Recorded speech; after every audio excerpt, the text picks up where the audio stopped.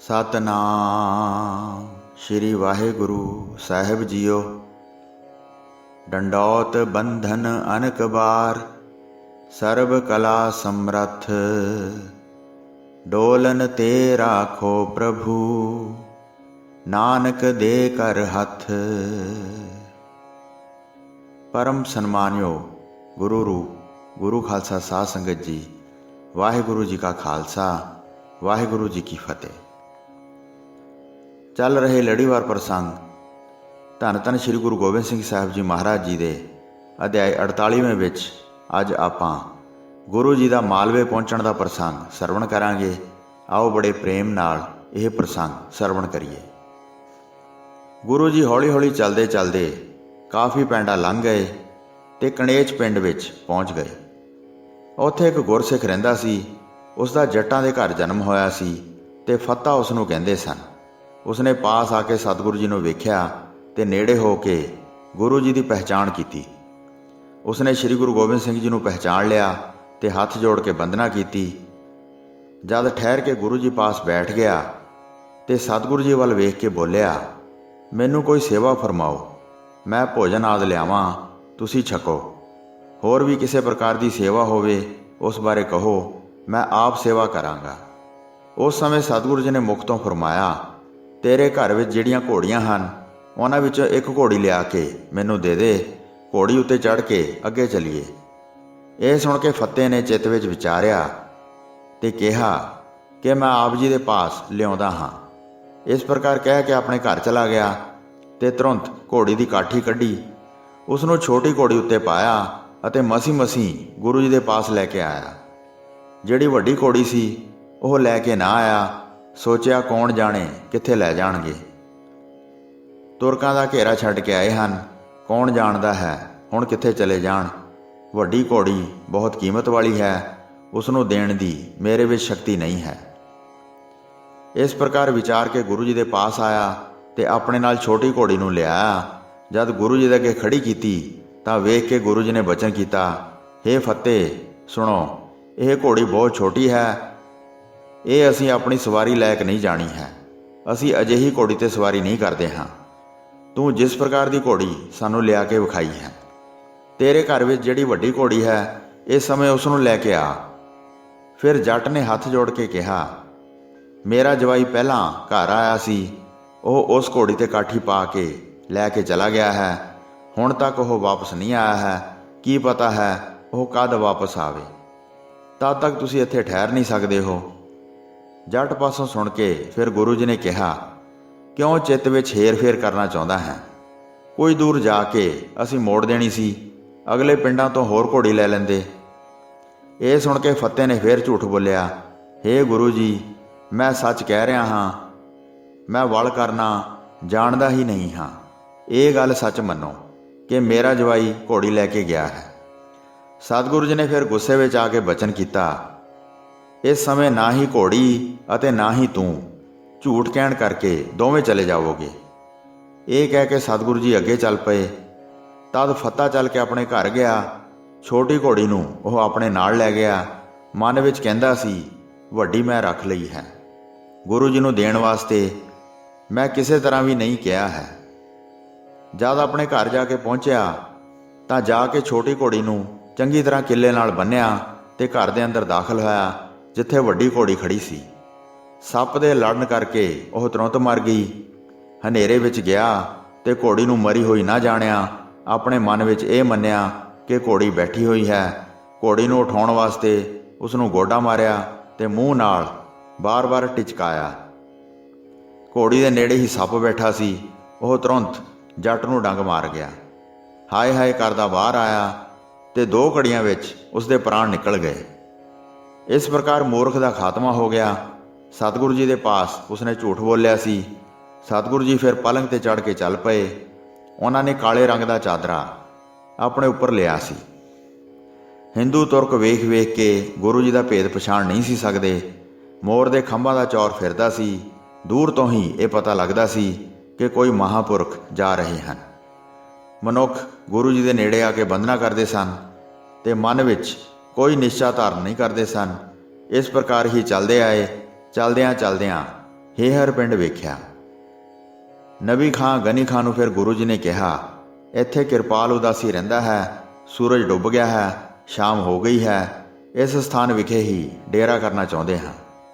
ਬਹੁਤ ਦੂਰ ਚੱਲ ਕੇ ਆ ਗਏ ਹਾਂ, ਹੋਰ ਅੱਗੇ ਜਾਣਾ ਹੁਣ ਬਣਦਾ ਨਹੀਂ ਹੈ।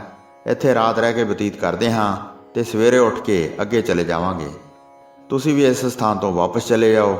ਬਰਾਦਰੀ ਨੂੰ ਮਿਲ ਕੇ ਆਪਣੇ ਆਪ ਨੂੰ ਵਿਖਾਓ। ਅੱਗੇ ਚੱਲਣਾ ਆਸਾਨ ਹੀ ਹੈ। ਮਾਲਵੇ ਦੇਸ਼ ਵਿੱਚ ਬਹੁਤ ਗੁਰਸਿੱਖ ਰਹਿੰਦੇ ਹਨ। ਇਹ ਸੁਣ ਕੇ ਫਿਰ ਖਾਨਾਂ ਨੇ ਬੇਨਤੀ ਕੀਤੀ, ਅਸੀਂ ਆਪ ਜੀ ਦੀ ਆਗਿਆ ਅਨੁਸਾਰ ਹਾਂ।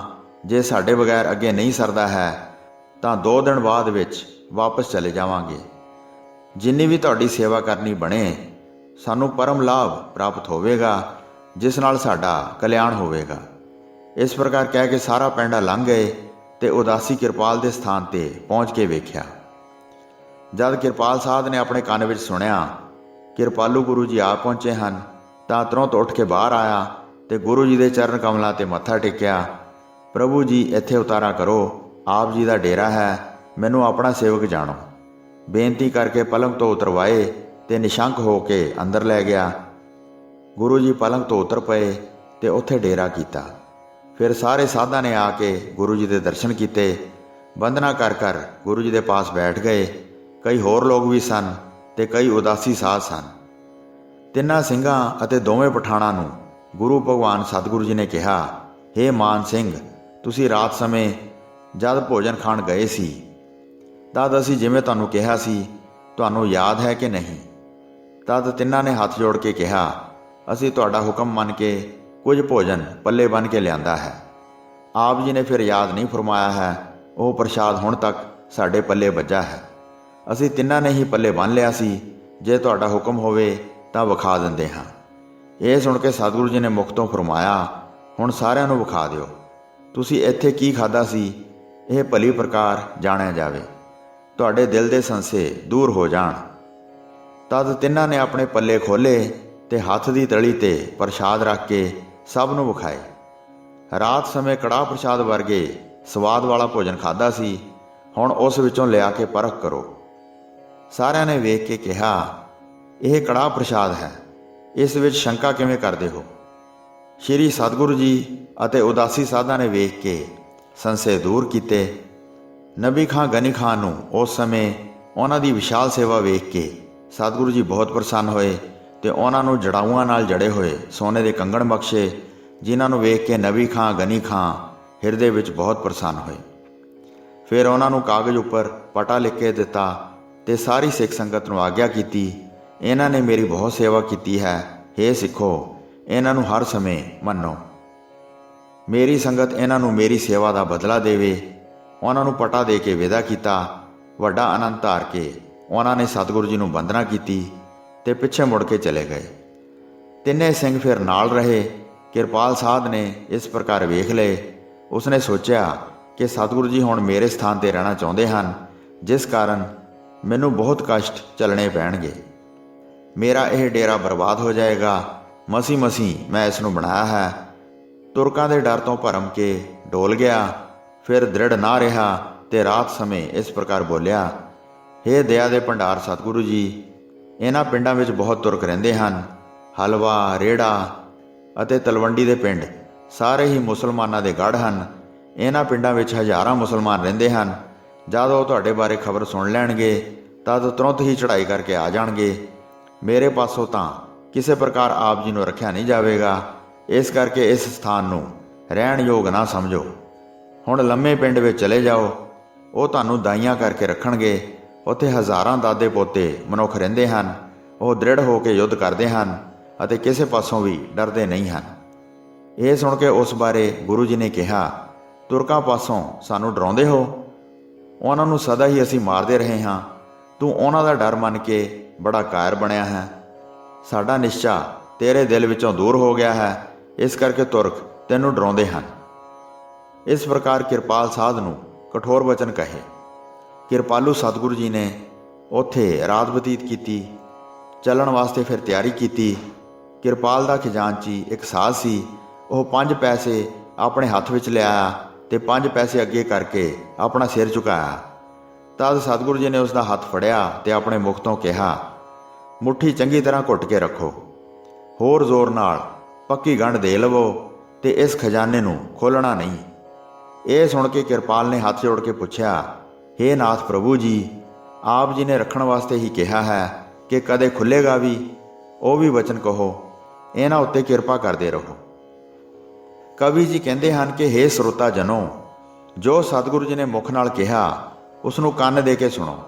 ਸਤਿਗੁਰੂ ਜੀ ਨੇ ਕਿਹਾ, ਤੇਰੀ ਗੱਦੀ ਉੱਪਰ ਜਿਹੜੇ 10ਵੇਂ ਸਥਾਨ ਤੇ ਬੈਠਣਗੇ ਉਹ ਇਸ ਖਜ਼ਾਨੇ ਨੂੰ ਖੋਲ੍ਹਣਗੇ। ਕਵੀ ਜੀ ਕਹਿੰਦੇ ਹਨ ਹੁਣ ਤੱਕ ਉਹ ਧਰੇ ਹਨ, ਖਜ਼ਾਨੇ ਵਿੱਚੋਂ ਨਹੀਂ ਖਰਚਦੇ ਹਨ। ਤਦ ਪਿੰਡ ਦੇ ਪੰਚ ਬੁਲਾਏ ਤੇ ਕਿਰਪਾਲ ਨੇ ਕਿਹਾ, ਪਲੰਘ ਸਿਰ ਉੱਪਰ ਚੁੱਕ ਲਵੋ। ਇਹ ਸੁਣ ਕੇ ਚਾਰੇ ਪੰਜਾਂ ਨੇ ਮੰਜਾ ਸਿਰ ਉੱਪਰ ਚੁੱਕ ਲਿਆ ਤੇ ਚੱਲ ਕੇ ਪਲੰਘ ਡੇਰੇ ਵਿੱਚੋਂ ਬਾਹਰ ਨਿਕਲਿਆ। ਗੁਰੂ ਜੀ ਨੇ ਕਿਹਾ, ਪਲੰਘ ਇੱਕ ਪਾਸੇ ਤੋਂ ਨੀਵਾਂ ਹੈ, ਬਰਾਬਰ ਹੋ ਕੇ ਚੱਲੋ। ਜਿਨ੍ਹਾਂ ਨੇ ਮੰਜਾ ਸਿਰ ਉੱਪਰ ਧਾਰਨ ਕੀਤਾ ਹੈ ਨਿਵਾਣ ਨਾ ਰੱਖੋ। ਕਿਸਾਨ ਨੇ ਕਿਹਾ, ਮੇਰਾ ਸਰੀਰ ਛੋਟਾ ਹੈ, ਬਾਕੀ 3 ਲੰਬੇ ਹਨ, ਇਸ ਕਰਕੇ ਅਣਬਣ ਹੈ। ਇਹ ਸੁਣ ਕੇ ਗੁਰੂ ਜੀ ਨੇ ਮੁਖ ਤੋਂ ਬਚਨ ਕੀਤਾ, ਸਾਰੇ ਬਰਾਬਰ ਬਣ ਜਾਓ ਜਿਨ੍ਹਾਂ ਨੇ ਮੰਜਾ ਸਿਰ ਉੱਪਰ ਧਾਰਨ ਕੀਤਾ ਹੈ। ਗੁਰੂ ਜੀ ਦੇ ਬਚਨ ਕਹਿਣ ਤੇ ਮੰਜਾ ਤੁਰੰਤ ਬਰਾਬਰ ਹੋ ਗਿਆ। ਸਾਰੇ ਫਿਰ ਵੇਖ ਕੇ ਮਨ ਵਿੱਚ ਬਹੁਤ ਹੈਰਾਨ ਹੋਏ।